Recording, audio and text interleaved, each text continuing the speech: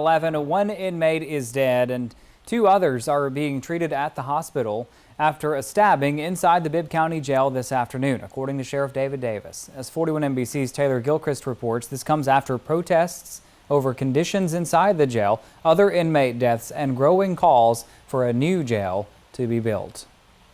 This entire incident transpired in less than 2 minutes. Sheriff David Davis says a deputy was working in a control station inside the Bibb County Jail when they noticed inmates tampering with the door that separates one set of cells from another. After the deputy called for help, Davis says responding deputies saw inmates open the sliding doors and enter the other cell block. It was basically an attack of inmates in one cell block area going over and intruding into another cell block area and attacking another set of inmates. The ensuing fight and stabbings led to the death of 22-year-old Breely Jaheim Johnson. Following the incident, Davis met with family members of Johnson and others who were injured. Certainly our condolences and our prayers are with them on their loss, and our prayers are with all the other inmates who were injured. The incident comes just a week after the Human Rights Coalition of Georgia and Macon residents protested jail conditions, inmate care, and called for a new jail to be built. Davis says the deadly fight took place in the D Block, which is located in East Control and considered to be one of the newer parts of the jail. Instead of 1980, this was built in 1989, but it's still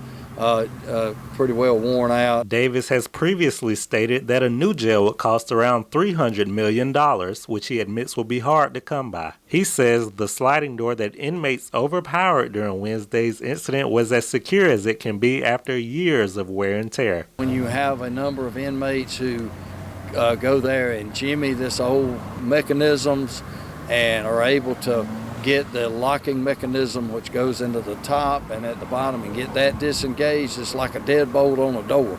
Once you break that part, the door is not that hard to open.